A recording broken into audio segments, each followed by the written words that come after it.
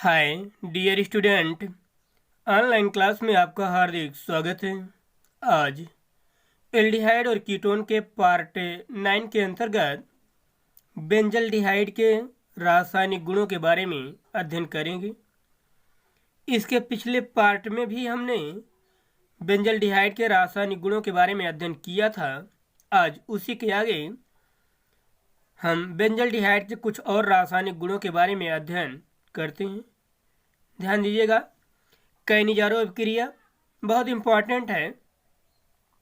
पीछे हमने आपको बताया था कि कैनिजारो अभिक्रिया वही यौगिक देते हैं जिन पर अल्फा हाइड्रोजन नहीं होता है। यहाँ पर बेंजल्डिहाइड है, तो बेंजल्डिहाइड पे कैसे हम सिद्ध करें कि अल्फा हाइड्रोजन नहीं है। आप देखेंगे यहाँ पर आपको यहीं पर बता रहे हैं हम। ए बेंजीन है और बेंजीन से जब कोई CHO क्रियात्मक समूह जुड़ा होता है तो उसे बेंजल्डिहाइड कहते हैं। हमने यहाँ पर रिंग बना दिया, इस प्रकार से आपको दिखा रहे हैं डबल बॉन्ड द्वारा। ठीक, अब देखिए, आप जानते हैं कि क्रियात्मक जो फंक्शनल ग्रुप होता है, जिस कार्बन से जुड़ा होता है वही अल्फा कार्बन होता है और उस पर उपस्थित हाइड्रोजन अल्फा हाइड्रोजन होता है। लेकिन CHO जिस कार्बन से जुड़ा है, इस कार्बन से आप देखेंगे कि कार्बन की वैलेंसी 4 होती है। तो एक तो CHO जुड़ा है और 2 इलेक्ट्रॉन इधर कार्बन से 700 बंध बनाए हैं और 1 इलेक्ट्रॉन इधर कार्बन से 700 बंध बनाया है। इस प्रकार से बना है। इसका मतलब कि चारों जो इलेक्ट्रॉन थे कार्बन के, वह 700 बंध बनाने में भाग लिए हैं। यहाँ पर कोई इलेक्ट्रॉन नहीं है, इसका मतलब यहाँ पर कोई हाइड्रोजन उपस्थित नहीं है। ये अल्फा कार्बन है और जब यहाँ पर कोई हाइड्रोजन उपस्थित नहीं है, इसका मतलब यहाँ पर कोई हाइड्रोजन अल्फा हाइड्रोजन नहीं है। और जिस कार्बनिक यौगिक में, जिस एल्डिहाइड में अल्फा हाइड्रोजन नहीं पाए जाते हैं, वही कैनिजारो अभिक्रिया देता है। इम्पॉर्टेंट है, हमने पीछे भी आपको बताया था। फॉर्मेल्डिहाइड कैनिजारो अभिक्रिया देता है क्योंकि फॉर्मेल्डिहाइड में भी अल्फा हाइड्रोजन नहीं पाया जाता है।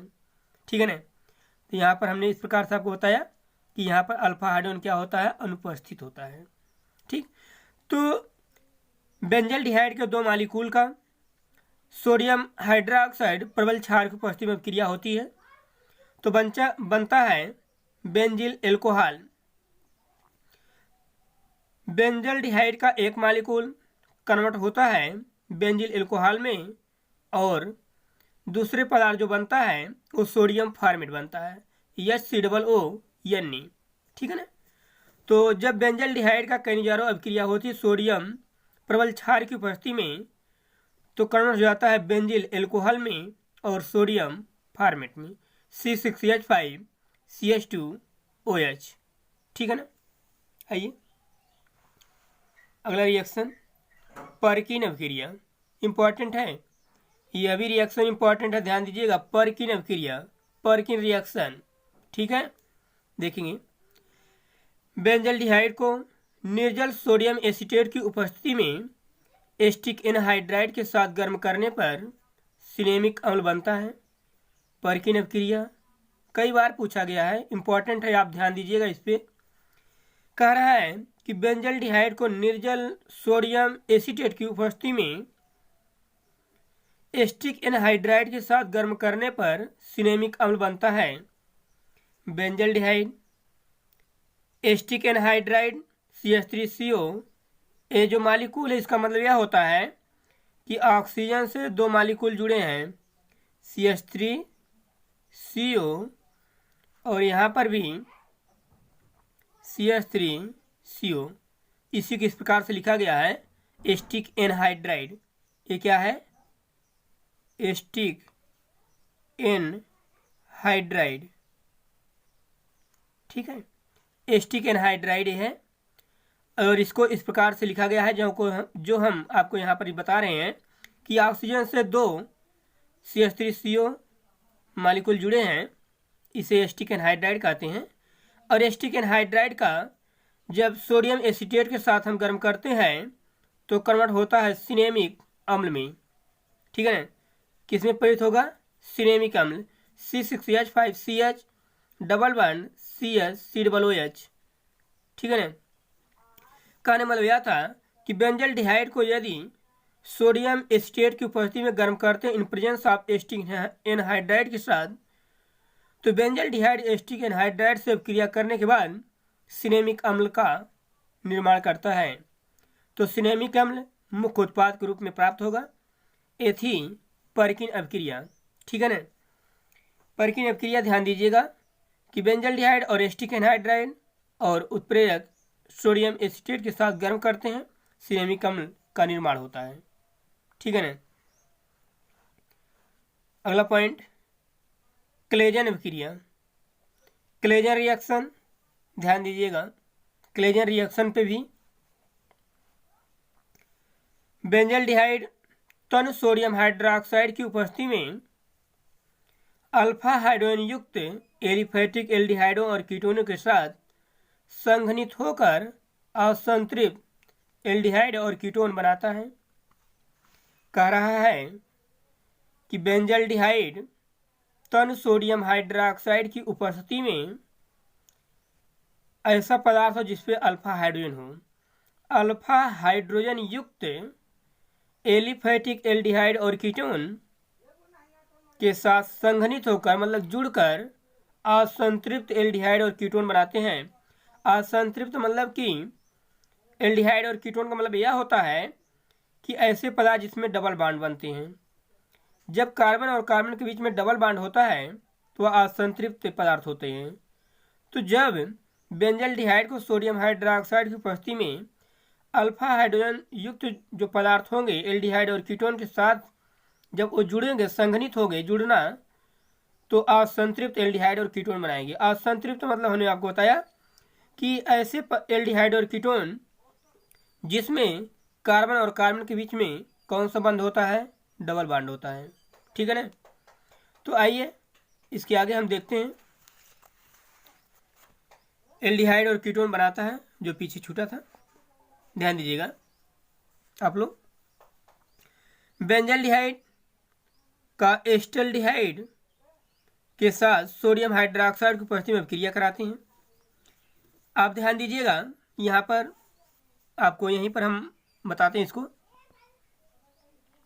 यहाँ पर जो बेंजल डिहाइड है और एस्टल्डिहाइड के साथ योग होगा तो बनेगा सिनेमल डिहाइड प्लस H2O। आप देखिए यहाँ पर ध्यान दीजिएगा, C6H5C double bond yes C6H5CH2 acetaldehyde in presence of benzaldehyde in presence of acetaldehyde. ये बेंजल डिहाइड है, ध्यान दीजिएगा। बेंजल डिहाइड का हम एस्टल्डिहाइड से क्रिया कराते हैं। एस्टल्डिहाइड का फार्मूला CH3CH2। हम इसको इस प्रकार से लिखते हैं, इस हाइड्रोजन के दो मॉलिक्यूल किधर लिखते हैं? H2CH बात तो वही हुई। यहाँ पर हमने दो H को यहाँ से अलग कर दिया, H2CH मतलब तभी CH3 है और CH2। ठीक है ना। यहीं पर CH3CHO किस प्रकार से लिखे हैं? H2CH मतलब CH3। अब यहाँ से क्या होगा? H2 निकल जाएगा किसकी उपस्थिति में? सोडियम हाइड्रोक्साइड की। बना क्या? C6H5CH डबल बॉन्ड, ऑक्सीजन निकलेगा, डबल बॉन्ड किससे जुड़ेगा? CH से, और क्या बनेगा? CHO plus H2O। बना ले, कुछ करना है नहीं कि एस्टल्डिहाइड जो अल्फा हाइड्रोजन है, इन्होंने बताया कि अल्फा हाइड्रोजन युक्त पदार्थ होना चाहिए, और इस एस्टल्डिहाइड में एल्डिहाइड से जो कार्बन जुड़ा है ये अल्फा कार्बन है, और इस पे जो हाइड्रोजन है ये अल्फा हाइड्रोजन है, यही ना। यहाँ पर CHO है और CHO से जो C जुड़ा है इस पर कितने हाइड्रोजन है? 3 है, और ये तीनों क्या है? अल्फा हाइड्रोजन है। और यही अल्फा हाइड्रोजन रासायनिक अभिक्रिया में क्या करते हैं? भाग लेते हैं। ठीक है ना।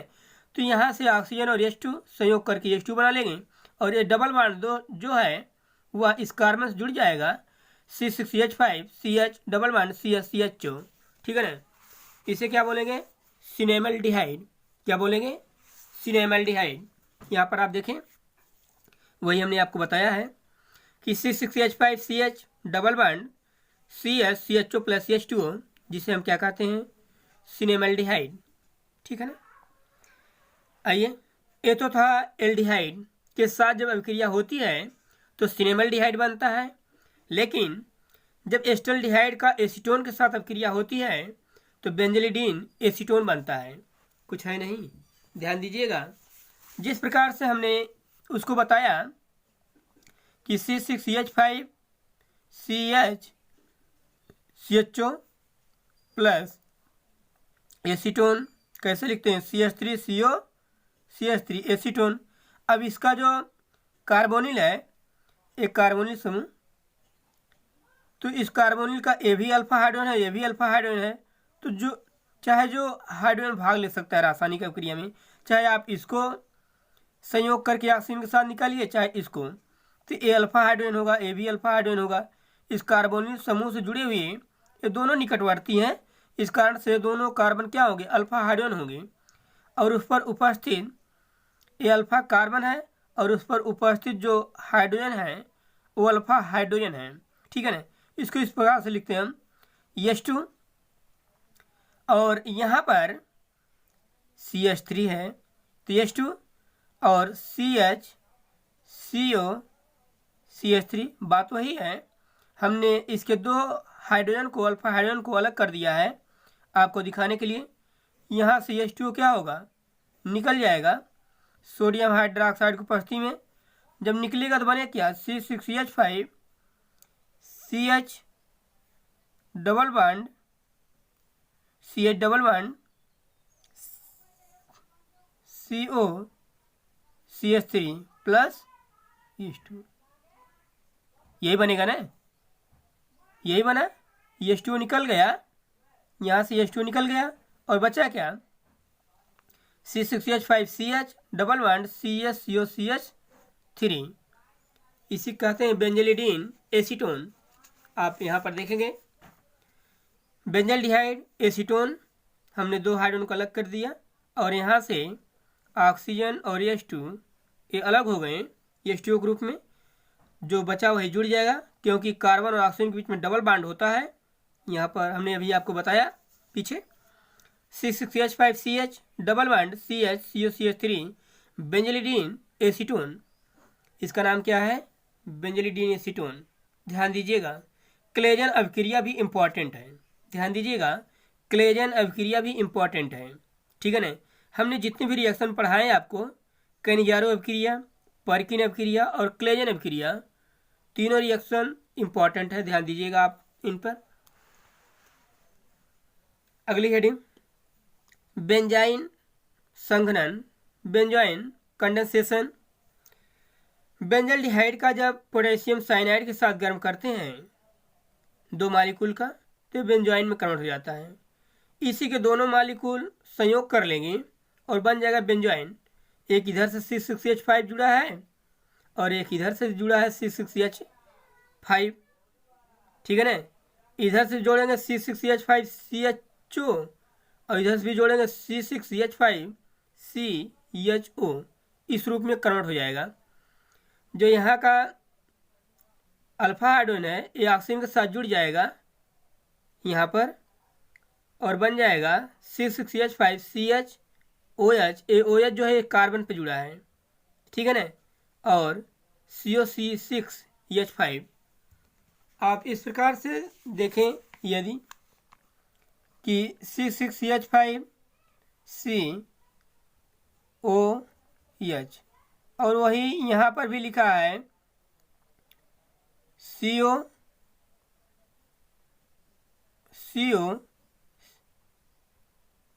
बेंजल्डिहाइड C6H5 और एक H।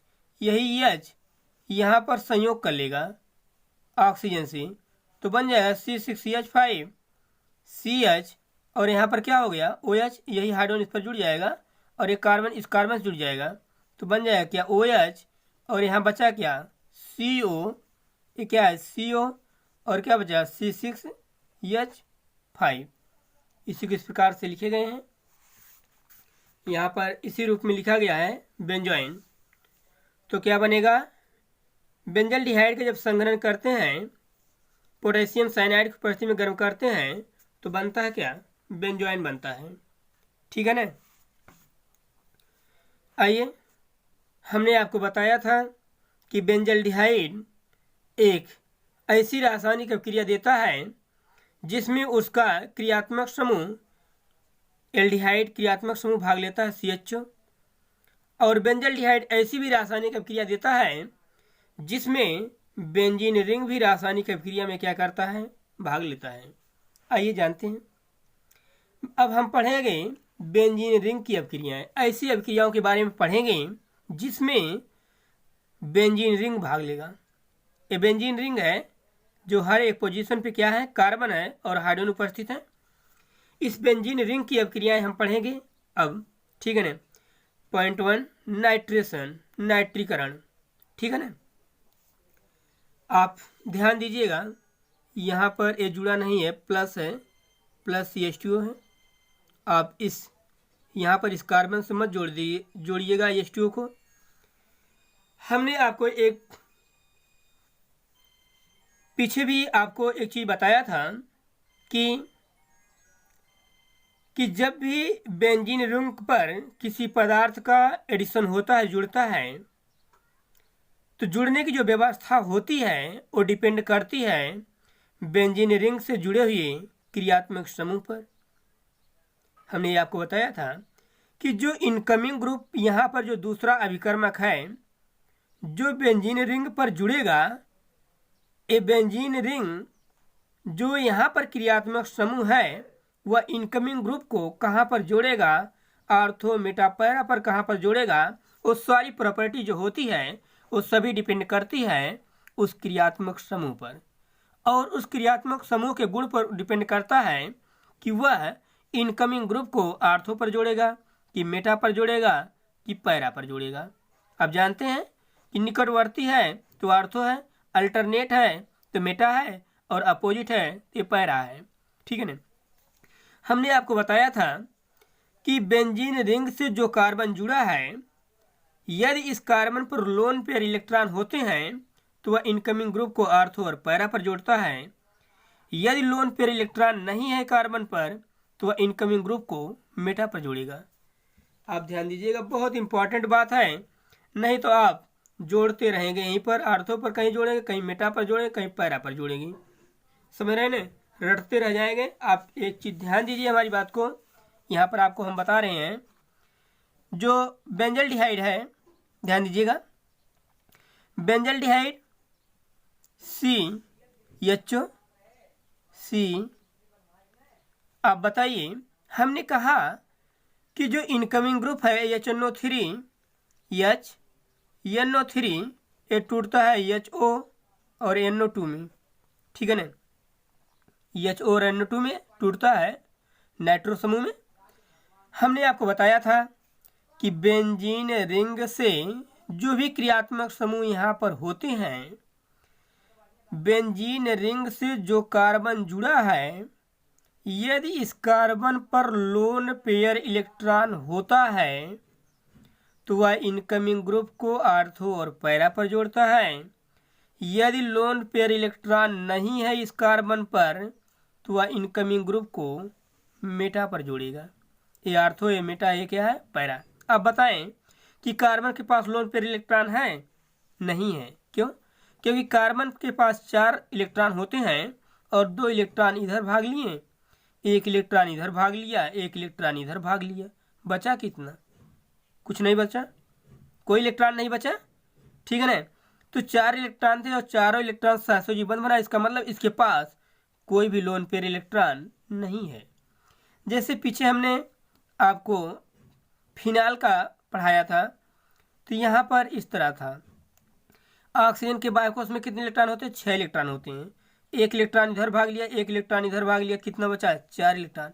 तो इसके पास लोन पेयर इलेक्ट्रॉन था, और जब लोन पेयर इलेक्ट्रॉन था तो इनकमिंग ग्रुप को फिनाल कहाँ पर जोड़ा था? एक आर्थो पर जोड़ता था और एक पर कहाँ पर जोड़ता था?